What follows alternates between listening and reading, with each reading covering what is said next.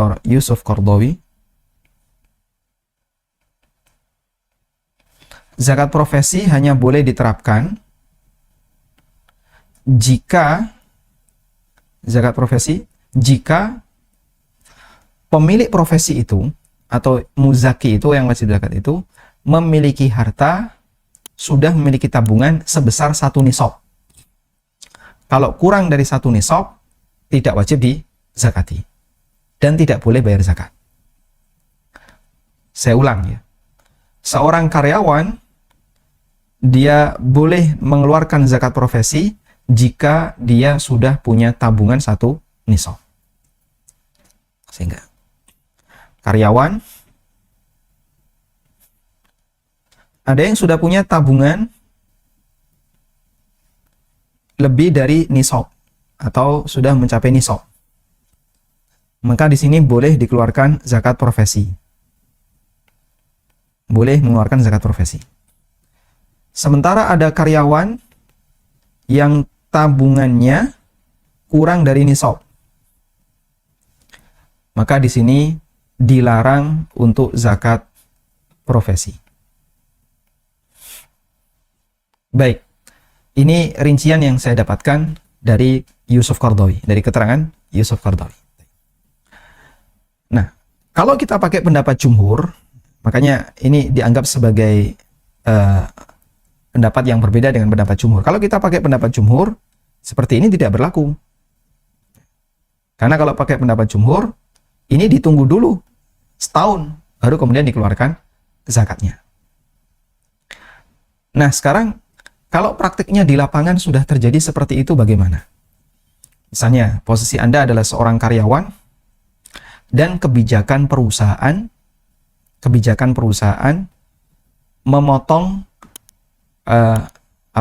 gaji dari karyawan 2,5% tiap bulan, kemudian dizakati. Tayyib. Memotong 2,5% dijadikan sebagai zakat. Nah, sekarang kita akan bahas kasus seperti ini. Ini tadi pengantar takyif fikih, pendekatan fikih. Kenapa sih kok muncul zakat profesi? Latar belakangnya kayak gimana? Nah, tadi ada latar belakangnya adalah tentang mal mustafad. Sehingga kalau orang paham tentang masalah apa itu mal mustafad, kemudian bagaimana cara mengeluarkan zakat mal mustafad, akan lebih mudah untuk memahami kasus zakat profesi. Ya, meskipun kalau saya perhatikan, Yusuf Qaradawi membuat kesimpulan tentang pendapat yang mewajibkan mengeluarkan zakat mal mustafad dengan zakat profesi, itu juga cukup jauh ya kesimpulan itu. Artinya nggak begitu matching. Kalau saya baca di fikih zakat, nggak begitu matching. Ini apa kaitannya? Kalau mal mustafad, andaikan kita berpendapat mal mustafad tetap wajib dizakati, itu tidak mengharuskan per bulan. Karena mal mustafad itu zakatnya intinya dia mengikuti haul harta pokok, sehingga tidak harus tiap bulan. Nah, kalau Yusuf Qaradawi tiap bulan, kenapa harus dilakukan tiap bulan? Dalam rangka percepatan. Dalam rangka percepatan, biar nggak nunggu, langsung aja keluarkan sekarang. Baik. Kesimpulan zakat profesi. Gaji karyawan, teknis perhitungan zakatnya mengikuti perhitungan zakat mal. Karena bentuknya uang. Sudah? Dan zakat mal, nisabnya adalah nisab zakat mal, senilai 85 gram emas, yang itu kalau kita konversi ke uang kurang lebih 70 juta. Karyawan boleh diambil zakat profesi hanya mereka yang tabungannya telah mencapai nisab. Sudah? Bagi karyawan yang tabungannya belum mencapai nisab, tidak ada kewajiban zakat. Sehingga potongan gaji yang diambil oleh instansi diniatkan sebagai sedekah. Kalau sifatnya tidak bersifat sukarela, tidak opsional. Tapi kalau opsional, ya terserah bagi masing-masing karyawan, apakah dia mau terima utuh ataukah dipotong 2,5%, terserah dia. Kalau dia belum memiliki tabungan 1 nisab, maka niatnya sebagai sedekah. Mengingat statusnya sedekah, pada asalnya tidak boleh ada paksaan dari instansi tempat kerja, karena sedekah sifatnya apa? Sukarela.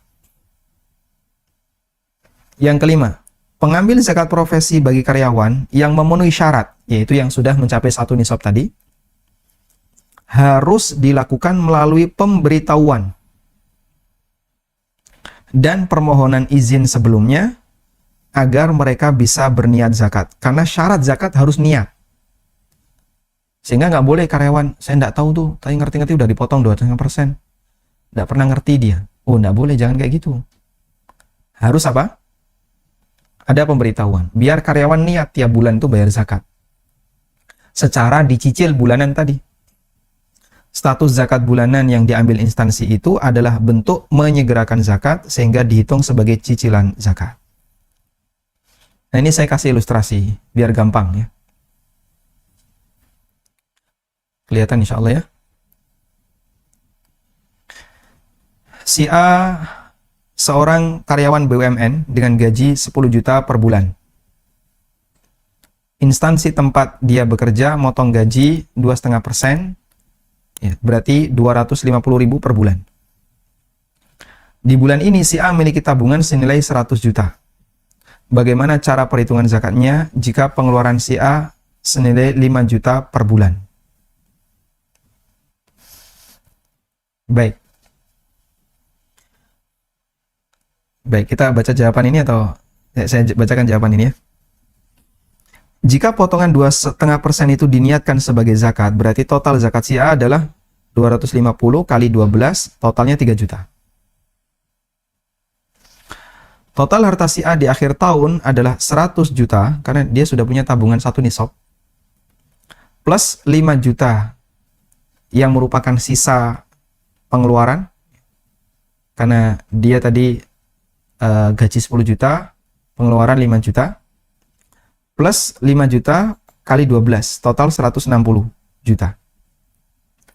Berarti kewajiban zakat si A di akhir tahun adalah 2,5% kali 160, 4 juta. Sudah? Nah, si A tadi sudah bayar zakat 250 tiap bulan.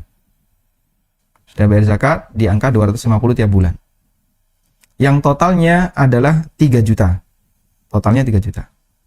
Kewajiban zakat dia 4 juta. Berarti zakat yang perlu dibayarkan A kurang 1 juta. Maka A di akhir tahun tadi tinggal bayar 1 juta. Saya kurang begitu paham tentang proses perhitungan duit tadi ya. Intinya yang dizakati itu tabungan. Apa yang mengendap? Insya Allah Bapak bisa pahami ya. Apa yang mengendap? Sehingga dalam rentang waktu 1 tahun itu, potongan Anda, saya share screen.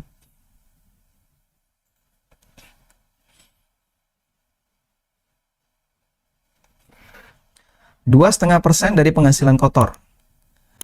Misalnya ya, penghasilan kotor Bapak adalah 20 juta. 2,5% dari penghasilan kotor berarti 500.000. Sudah?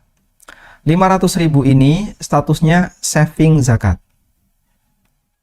Dipotong oleh instansi, biarkan aja. Dan Anda berniat untuk zakat. Saya berasumsi ya, misalnya saya membuat permisalan, bukan berasumsi, membuat permisalan. Tabungan Bapak senilai 500 juta misalnya.